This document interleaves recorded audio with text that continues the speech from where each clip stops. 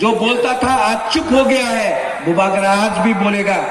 सुन लो, मुझे चैलेंज करने वाला आप आज चुप हो गया है, लेकिन बुबागरा आपका लाइन आपको मंडाई से सुनाएगा। चीनी हाँ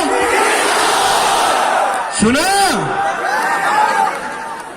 कान में बंद करके रखा है, फिर से बोलो चीनी हाँ, चीनी हाँ, चीनी हाँ। अब सब लोग एक संग